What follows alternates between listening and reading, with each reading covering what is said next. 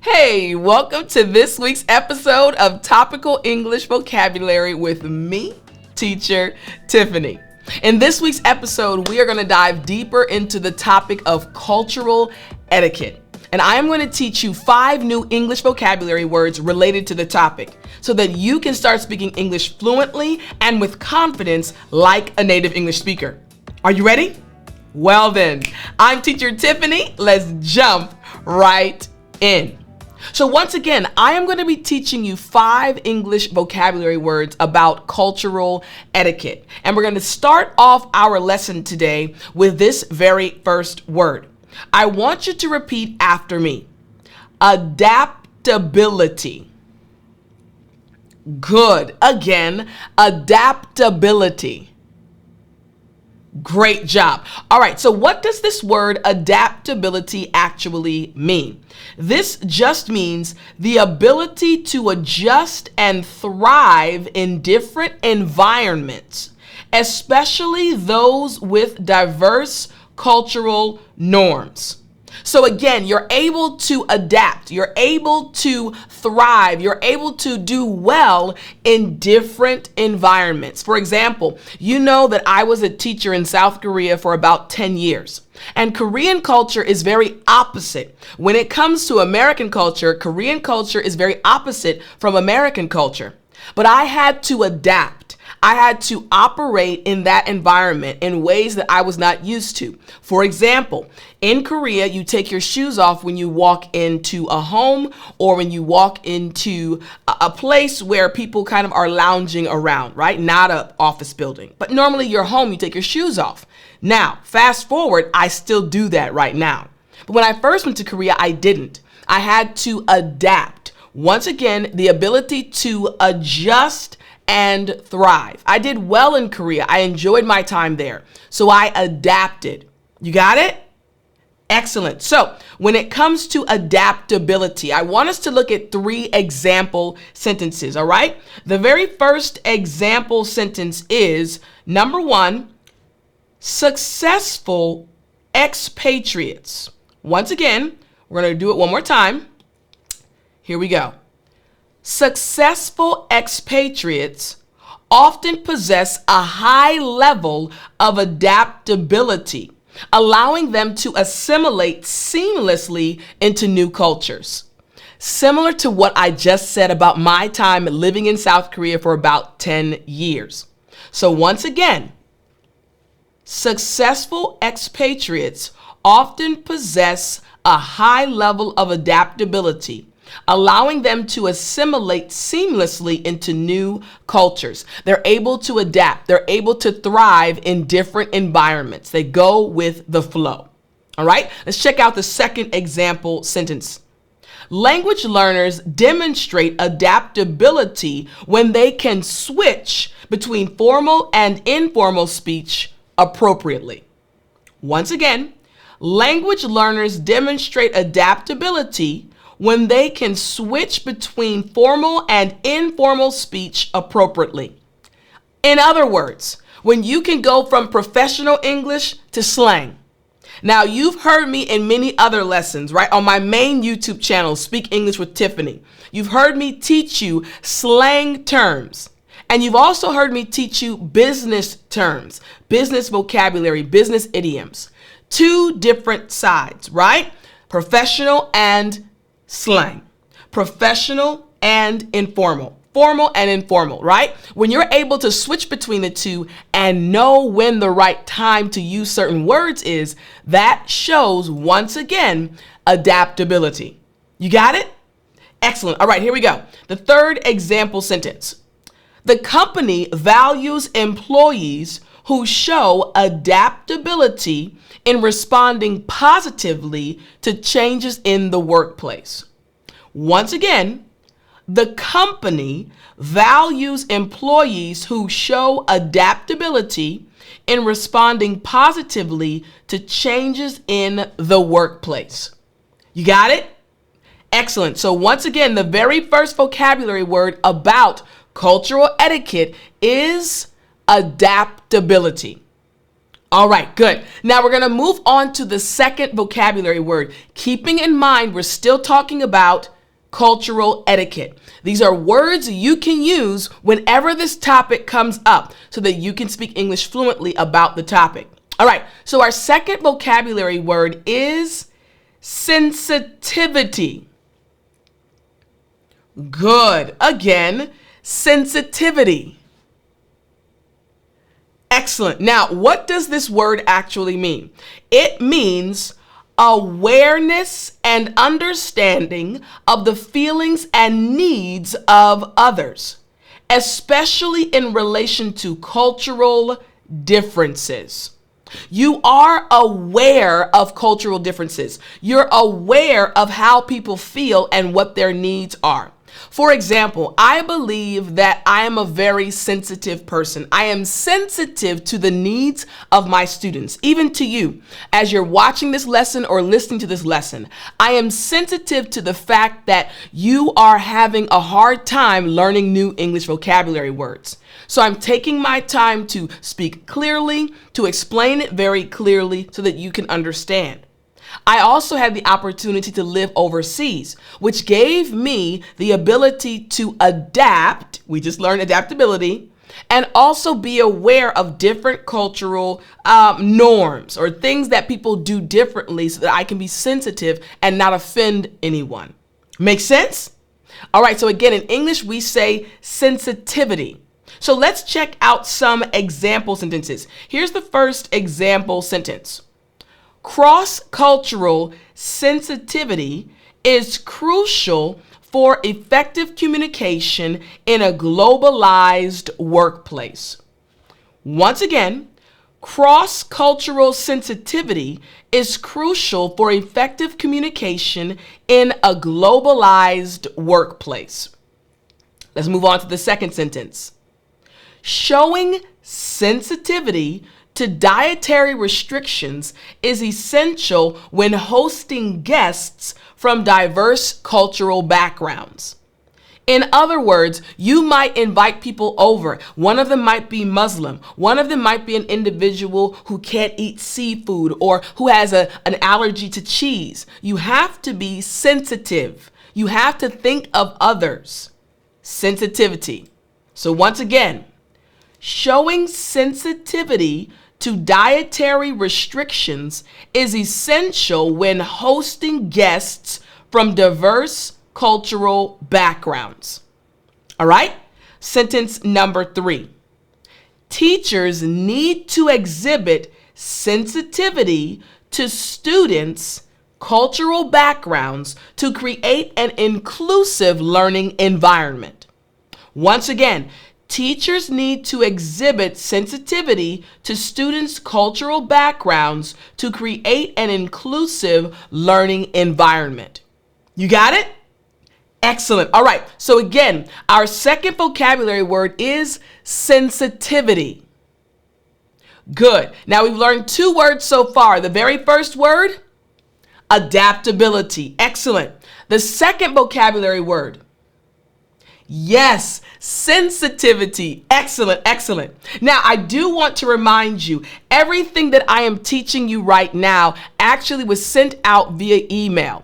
Every day from Sunday to Friday, I send out an email with 5 English vocabulary words where I help you improve your English vocabulary based on a topic. So I'd like you to get this totally for free. All you have to do is go to www.dailyenglishvocabulary.com. Enter your email address and your name, and I'll start sending you this free email every day from Sunday to Friday with 5 new English vocabulary words every single day. My goal is to help you improve your English vocabulary so that you'll be able to speak English fluently like a native English speaker. So go to www.dailyenglishvocabulary.com, or you can hit the link that's right in the description. Okay, so let's move on to our third English vocabulary word about this topic of cultural etiquette. All right, so our third English vocabulary word is tact. Good. Again after me. Tact. Great job. A very short word, but this is a word that we use very often in English. So the word tact, it just means skill and sensitivity in dealing with others or with difficult issues without causing offense, without hurting someone's feelings. You deal with challenging situations in a very wise manner. For example, I have thousands of students. Again, I have the Speak English with Tiffani Academy. You might actually be one of my students. If so, hey fam. If not, please join us. Go to www.speakenglishwithtiffanyacademy.com, or you get the link in the description. But my point is, my students come from very different backgrounds, from all over the world. They're from countries all over the world. So when I speak to them individually, whenever we have a meeting, if I have to speak to them individually, I have to be sensitive. I need to use tact. I need to make sure I am speaking to them in a way that will not cause issues, in a way that will not offend them. I have to use tact. I have to use wisdom in the words that I speak. Make sense? All right, good. So let's check out the example sentences. Here we go. The very first example sentence. The manager handled the employee's criticism with tact, addressing concerns without undermining morale. Once again, the manager handled the employee's criticism with tact, addressing concerns without undermining morale. Here we go. Second example sentence. When discussing cultural differences, it's important to express opinions with tact to avoid unintentional offense. Once again, when discussing cultural differences, it's important to express opinions with tact to avoid unintentional offense. And finally, our third example sentence. Tactful negotiation is a key skill in international business dealings. Once again, tactful negotiation is a key skill in international business dealings. You got it? Good. Again, so number 3, tact. Excellent. So we have 3 words so far dealing with our topic for today, cultural etiquette. Our very first word was, yes, adaptability. I hope you're taking notes. Our second word, sensitivity. And our third word we just learned, tact. Excellent. All right. Now we're going to move on to word number 4, the fourth word about cultural etiquette. After me, customary. Good. Again, customary. Excellent. All right. This word customary, it just means according to the customs or usual practices of a particular society or group. According to the custom or usual practices. What do people in this culture normally do? What are their normal behaviors? What is customary? What is normally done in this culture? Make sense? All right, for example, as an American, in American culture, it is customary to say hello to someone, even if they are a stranger, when you see them while you're walking on the street. That is customary. All right, let's check out some example sentences. Here we go. The very first example sentence. In some cultures, it is customary to bow as a sign of respect when greeting someone. This is actually true about Korean culture. In Korean culture, instead of shaking hands, you normally bow when you're greeting someone. So once again, in some cultures, it is customary to bow as a sign of respect when greeting someone. All right, second example sentence. Wearing traditional attire is customary during festive celebrations in many societies.